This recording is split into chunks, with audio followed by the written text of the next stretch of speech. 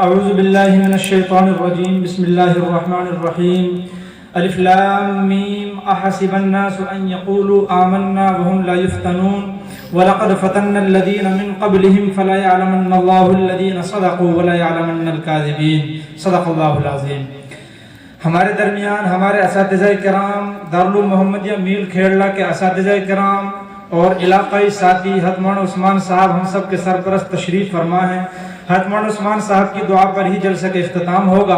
اس سے پہلے مجھے یہ حکم تھا کہ 10-12 منٹ 15 منٹ میں بات کروں، تو میں انشاءاللہ اتنا ہی وقت لوں گا، اس سے زیادہ وقت نہیں لوں گا۔ 10-12 منٹ کے اندر ہی اپنی بات کو پوری کرنے کی کوشش کروں گا۔ امید ہے کہ انشاءاللہ سب ساتھی دھیان سے سنیں گے اور جو کچھ کہا جائے گا اس پر عمل کی نیت سے سنیں گے انشاءاللہ تعالی۔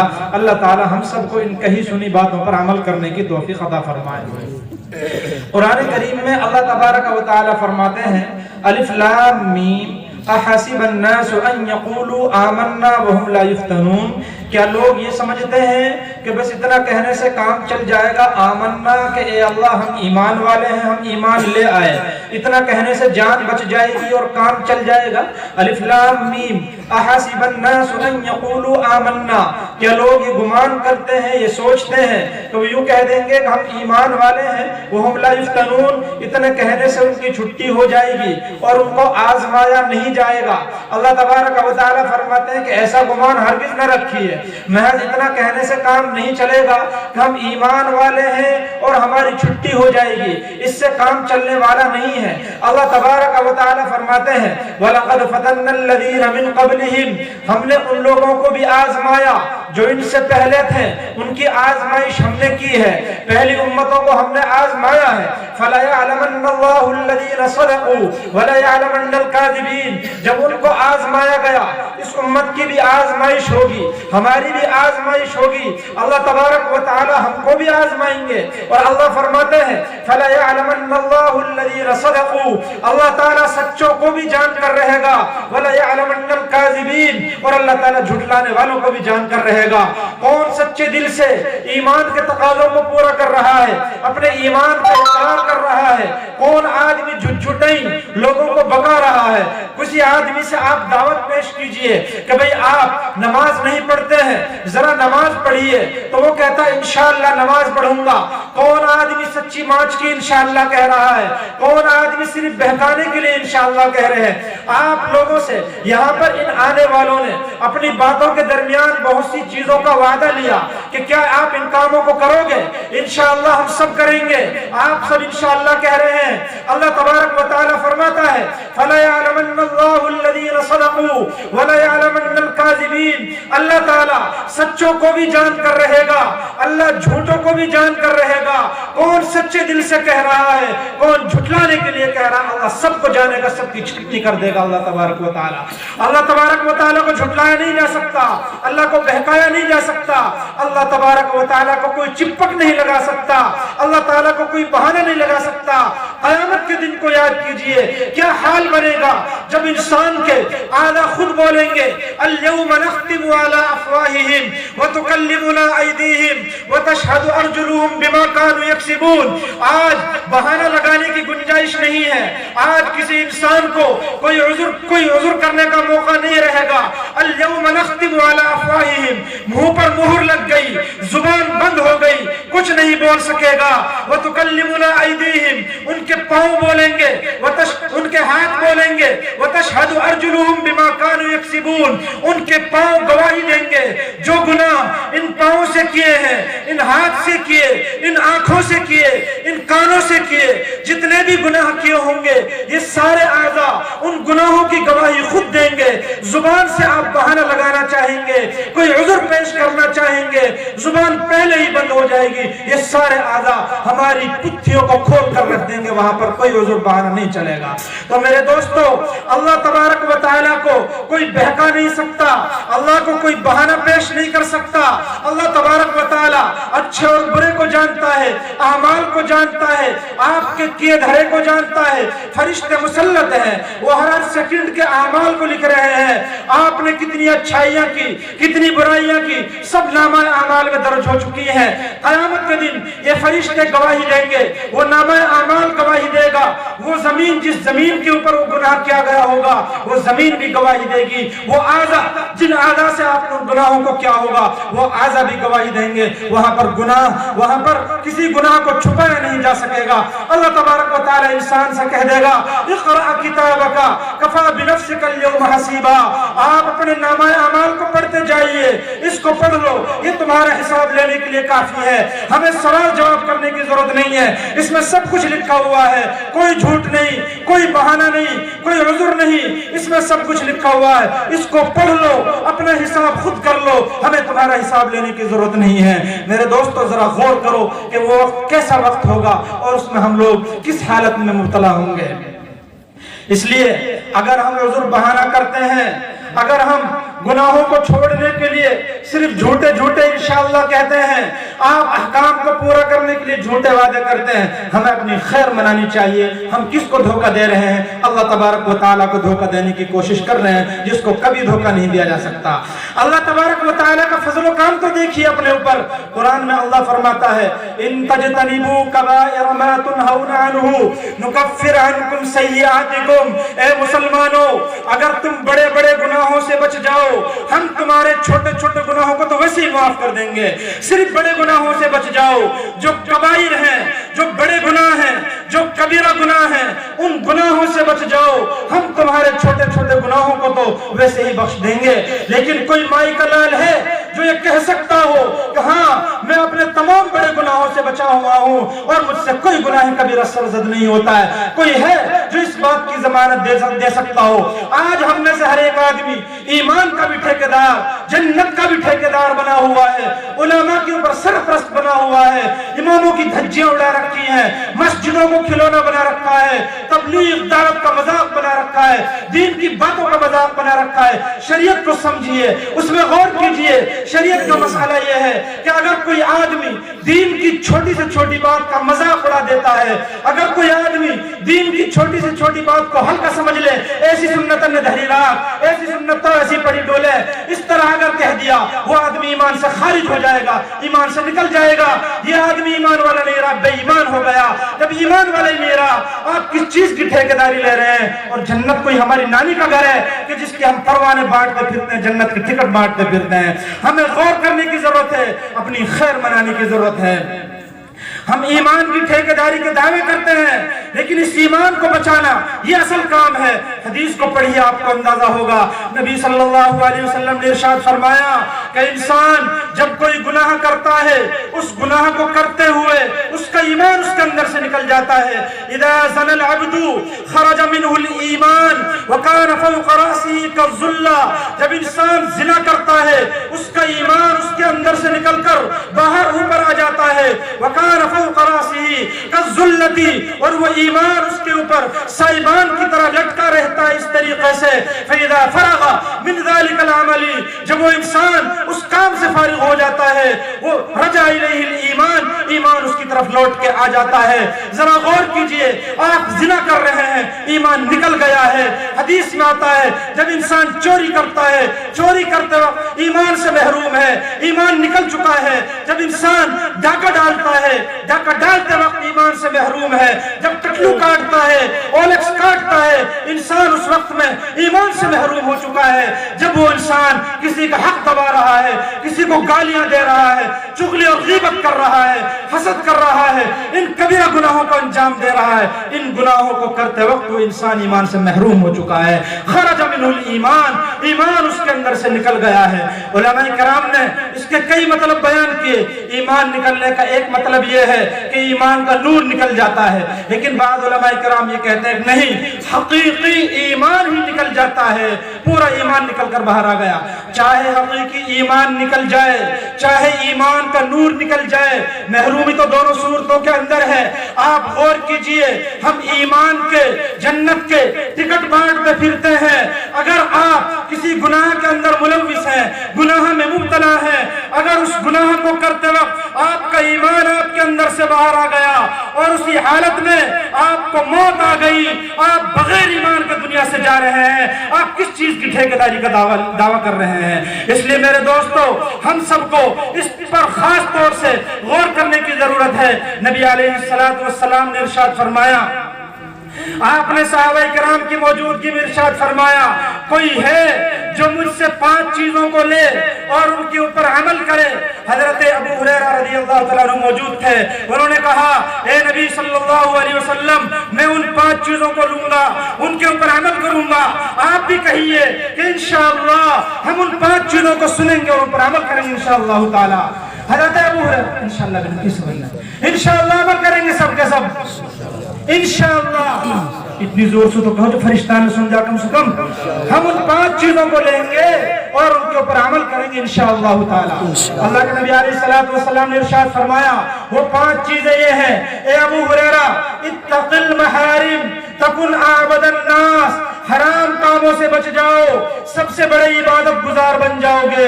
جتنے بھی حرام کام ہیں، نماز پڑھنا فرض ہے، نماز کو چھوڑنا حرام ہے، نماز چھوڑنے سے بچو۔ زکوٰۃ دینا فرض ہے، زکوٰۃ کا نہ دینا حرام ہے، زکوٰۃ نہ دینے سے بچو، زکوٰۃ ادا کرو۔ زنا کرنا حرام ہے، زنا کرنے سے بچو۔ غیبت کرنا حرام، غیبت کرنے سے بچو۔ قتل و کاٹنا حرام، اس سے بچو۔ کسی کا حق دبانا حرام، اس سے بچو۔ گالی دینا حرام، اس سے بچو۔ یہ تمام کبیرہ گناہ ہیں، ان سے بچو، سب سے بڑی عبادت گزار بن جاؤ گے۔ عبادت یہ نہیں ہے کہ آپ نے چلوں کی ریل پیل لگا دی، عبادت یہ بھی نہیں ہے کہ آپ نے مدرسے میں اپنی عمریں ختم کر دی، عبادت یہ بھی نہیں ہے کہ آپ تہجد پڑھ پڑھ کے اپنی پیشانی کو کالا کر دیں۔ عبادت یہ ہے جو میرے نبی نے فرمایا، اتق المحارم تکن اعبد الناس، حرام کاموں سے بچ جاؤ، سب سے بڑی عبادت گزار بن جاؤ گے۔ پہلی بات یہ ہے، وَرْضَ بِمَا قَسَّمَ اللَّهُ لَكَ تَكُنْ أَغْنَى النَّاسِ، اللہ کی تقسیم پر راضی رہو، سب سے بڑے مالدار بن جاؤ گے۔ اللہ نے میرے مقدر میں جو لکھا وہی میرا تھا، اللہ نے جتنا قسمت میں لکھا اسی پر صبر کیا جائے، اس سے آگے حد کو تجاوز نہ کیا جائے۔ جتنا میرے مقدر میں ہے وہ مل کر رہے گا، کوئی مائی کا لال اس کو چھین نہیں سکتا، اور جو میرے مقدر میں نہیں ہے اس کو میں لے نہیں سکتا۔ انسان کا اس پر ایمان ہو۔ اللہ کے نبی نے فرمایا، وَرْضَ بِمَا قَسَّمَ اللَّهُ لَكَ تَكُنْ أَغْنَى النَّاسِ، اللہ کی تقسیم پر راضی رہو، تم سب سے بڑے مالدار بن جاؤ گے، سب سے بڑے مالدار بن جاؤ گے، سب سے بڑے غنی بن جاؤ گے۔ آج ہم میں سے ہر ایک کا ایمان خراب ہوا پڑا ہے، ہم حرام کاریوں میں مبتلا ہے۔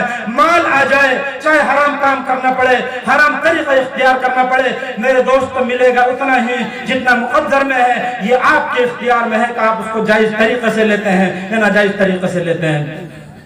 ہمارے حضرت مولانا قاسم صاحب رحمۃ اللہ علیہ اس کو یوں سمجھایا کرتے تھے کہ اس کی مثال ایسے سمجھیے جیسے ایک ٹینکر ہے، اس ٹینکر کے اندر دودھ بھرا ہوا ہے، اس دودھ کے نکلنے کے 2 راستے ہیں، 2 نالیاں ہیں، 2 موری بنی ہوئی ہیں۔ ایک موری پاک صاف ہے، صاف ستھری ہے، دوسری موری کے اوپر ناپاکی لگی ہوئی ہے، لیٹرین پیشاب پاخانہ لگا ہوا ہے۔ آپ اس دودھ کو پاک راستے سے نکالیے تو بھی اتنا ہی نکلے گا جتنا اس کے اندر بھرا ہوا ہے، آپ اس کو ناپاک راستے سے نکالیے تو بھی اتنا ہی نکلے گا جتنا اس کے اندر بھرا ہوا ہے۔ آپ عقل والے ہیں، ذرا سوچ کر بتائیے کیا اس دودھ کے نکلنے میں کچھ فرق ہو سکتا ہے؟ نہیں ہو سکتا، اتنا ہی نکلے گا جتنا اندر بھرا ہوا ہے۔ لیکن آپ کے اوپر ہے، اگر آپ اس کو پاک راستے سے نکالیں گے اتنا ہی دودھ نکلے گا، لیکن یہ پاک ہوگا، حلال ہوگا۔ اگر آپ اس کو ناپاک راستے سے نکالیں گے تو بھی اتنا ہی نکلے گا، لیکن یہ حرام اور ناپاک ہوگا۔ یہی مثال آپ کے مقدر کی کہ آپ کو ملے گا اتنا ہی جتنا آپ کے مقدر میں ہے۔ یہ آپ کا اختیار ہے کہ آپ اس کو پاکیزہ راستے سے لیتے ہیں یا آپ اس کو ناپاک راستے سے لیتے ہیں۔ اگر آپ اس کو پاک راستے سے لیتے ہیں تو یہ سارا مال پاک ہو جائے گا، آپ کے لیے استعمال کرنا چاہیے۔ اور اگر آپ ناپاک راستے سے لیں گے، ناجائز طریقوں سے لیں گے، یہ سارا مال ناپاک ہو جائے گا، آپ کے لیے اس کا استعمال کرنا جائز نہیں ہوگا، حرام ہوگا۔ آپ غور کیجئے، کیا دنیا کے اندر جو لوگ جائز طریقے سے کاروبار کرتے ہیں وہ مالدار نہیں ہیں؟ بہت بڑی تعداد میں مالدار ہیں۔ کیا بزنس مین جو حلال طریقے سے کماتے ہیں وہ مالدار نہیں ہیں؟ بہت بڑی تعداد میں مالدار ہیں، ہم نے حرام راستہ ہی کیوں اختیار کیا، حلال راستے کی طرف کیوں نہ گئے؟ تو اللہ کے نبی کا یہ فرمان ہے وَرْضَ بِمَا قَسَّمَ اللَّهُ لَكَ تَكُنْ أَغْنَى النَّاسِ، اللہ کی تقسیم پر راضی رہو، سب سے بڑے مالدار بن جاؤ گے۔ وَأَحْسِنْ إِلَى جَارِكَ تَكُنْ مُؤْمِنًا، اپنے پڑوسی کے ساتھ حسن سلوک کرو، مومن بن جاؤ گے، ایمان والے بن جاؤ گے۔ آپ کے پڑوسی کو آپ سے کوئی تکلیف نہ ہو، کوئی پریشانی نہ ہو۔ اللہ کے نبی نے ایک حدیث میں ارشاد فرمایا واللہ لا یؤمن، اللہ کی قسم مومن نہیں ہے، واللہ لا یؤمن، اللہ کی قسم مومن نہیں ہے، واللہ لا یؤمن، اللہ کی قسم مومن نہیں ہے۔ صحابہ نے پوچھا قیل من یا رسول اللہ، پوچھا گیا اے اللہ کے نبی کون مومن نہیں ہے؟ اللہ کے نبی نے فرمایا من لا یأمن جارہ بوائقہ، جس کا پڑوسی اس کی شرارتوں سے محفوظ نہ رہ سکے وہ آدمی ایمان والا نہیں ہے۔ آپ اس مجمع میں بیٹھے ہیں، کیا کوئی آدمی ایسا ہے جو اس بات کی ضمانت دے سکتا ہو کہ میں نے کبھی اپنے پڑوسی کو کوئی تکلیف نہیں پہنچائی؟ ایک بھی نہیں ہوگا۔ اگر ایسا کوئی ہے تو بہت اچھی بات ہے، لیکن اگر ایسے لوگ نہیں ہیں تو ایسی صورت کے اندر آپ سمجھ لیجئے کہ آپ کا ایمان کامل نہیں ہے۔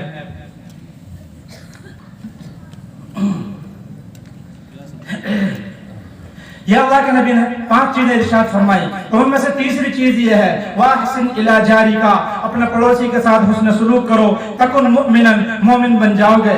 چوتھے نمبر پر آپ نے ارشاد فرمایا وَأَحِبَّ لِأَخِيكَ مَا تُحِبُّ لِنَفْسِكَ، اپنے بھائی کے لیے وہی چیز پسند کرو جو اپنے لیے پسند کرتے ہو، اپنے لیے اچھی چیزوں کو پسند کرتے ہو، بھلائی کو پسند کرتے ہو، اپنے بھائی کے لیے بھی بھلائی کو پسند کرو۔ یہ نہ ہو کہ مجھے تو ساری دنیا کی دولت مل جائے لیکن یہ صرف بھوکا مر جائے، اس طرح نہیں ہونا چاہیے۔ کسی کی نعمتوں کو دیکھ کر حسد نہیں ہونا چاہیے۔ جن باتوں کو اپنے لیے پسند کرتے ہیں اپنے مسلمان بھائی کے لیے بھی انہی باتوں کو پسند کرو، تکن مسلمان، تم مسلمان بن جاؤ گے۔ ولا تکثر الضحک فإن کثرۃ الضحک تمیت القلب، اللہ کے نبی نے فرمایا زیادہ مت ہنسا کرو، اس لیے کہ زیادہ ہنسنا یہ دل کو مردہ کر دیتا ہے۔ انسان زیادہ ہنستا ہے، ٹھٹے مارتا ہے، بکواس بکتا ہے، یہ انسان دل مر جاتا ہے، دل مر گیا ہے، اب اس کے اوپر کوئی خیر کی بات اثر نہیں کرتی ہے۔ ہم رات دن دین کی باتوں کو سنتے ہیں، دین کی باتوں کو کہتے ہیں، لیکن دل پہ اثر نہیں ہوتا۔ اگر آپ کے دل پر اثر نہیں ہو رہا ہے سمجھ لیجئے کہ آپ کا دل مر چکا ہے، آپ کا دل مر چکا ہے، زمین بنجر ہو چکی ہے، اس کے اوپر اس لیے کوئی چیز اثر نہیں کرتی ہے۔ اس لیے آپ کو ضرورت ہے اپنے دل کو زندہ کرنے کی۔ ذکر سے دل زندہ ہوتا ہے، اللہ کے ذکر کے ساتھ جڑیے، پھر دیکھیے آپ کے دل پر ایمان کی باتیں اثر کریں گی، دین کی باتیں اثر کریں گی۔ اللہ کے نبی نے فرمایا وَلَا تُكْثِرِ الضِّحْكَ فَإِنَّ كَثْرَةَ الضِّحْكِ تُمِيتُ الْقَلْبَ، زیادہ مت ہنسا کرو، اس لیے کہ زیادہ ہنسنا دل کو مردہ کر دیتا ہے۔ یہ 5 چیزیں آپ نے ارشاد فرمائی، جو آدمی ان 5 چیزوں کو لے اور ان کے اوپر عمل کرے، اللہ کے نبی علیہ السلام نے اس آدمی کو کامیابی کی اور جنت کی ضمانت دی ہے۔ تو نیت کریں کہ انشاءاللہ ہم میں سے ہر ایک آدمی ان باتوں کو لے گا اور ان کے اوپر عمل بھی کریں گے انشاءاللہ تعالی۔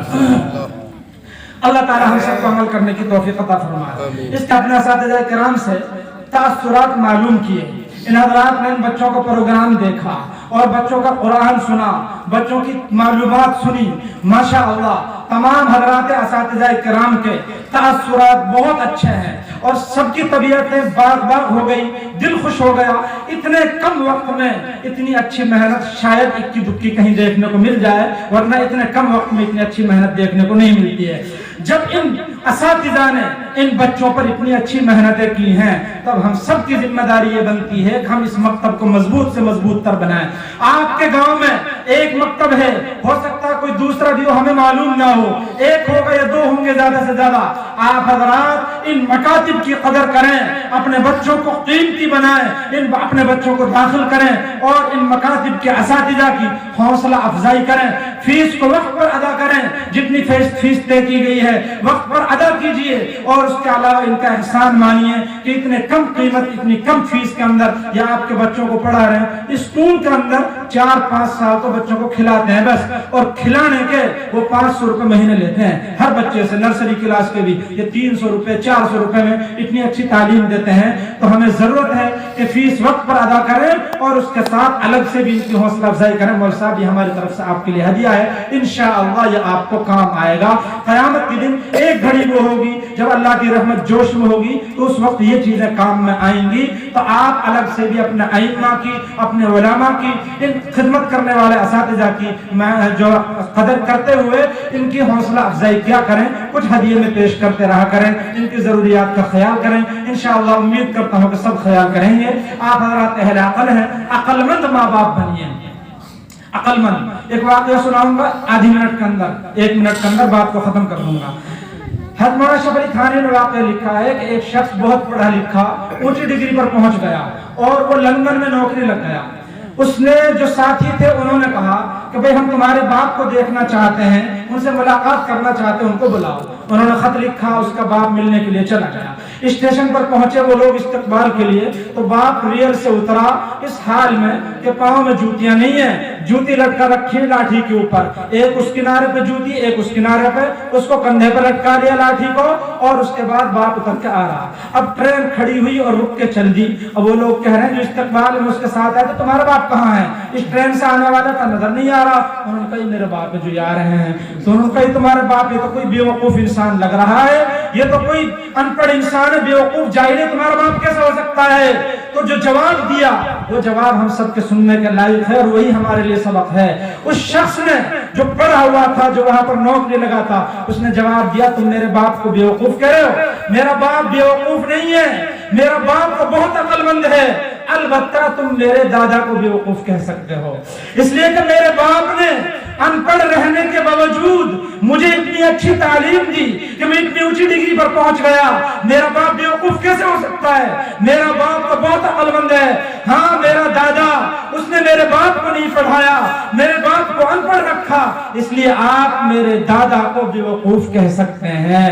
تو آپ حضرات اہل عقل ہیں، آپ فیصلہ کیجئے کہ آپ عقل مند باپ بننا چاہتے ہیں یا آپ بیوقوف اور جاہل باپ بننا چاہتے ہیں. سب عقل مند باپ ہی بننا چاہتے ہیں نا؟ تو عقل مند باپ بننا چاہتے ہیں، اپنے بچوں کو اچھی تعلیمات سے آراستہ کیجئے. امید کرتا ہوں کہ انشاءاللہ اس کہنے سننے کا کچھ اثر پڑے گا اور ہم اپنے ہر بچے کو، ایک بھی بچہ جو پڑھنے کا قابل اس کو مکتب سے باہر نہیں رکھیں گے، مکتب کے ساتھ جوڑ کر رکھیں گے انشاءاللہ تعالی. اللہ تعالی ہم سب کو عمل کرنے کی توفیق عطا فرمائے. وآخر دعوانا ان الحمدللہ رب العالمین. اس کے بعد حضرت مولانا عثمان صاحب تشریف فرما ہیں، ان سے گزارش کروں گا کہ وہ تشریف لائیں. آپ کی دعا پر مجلس کا اختتام ہوگا.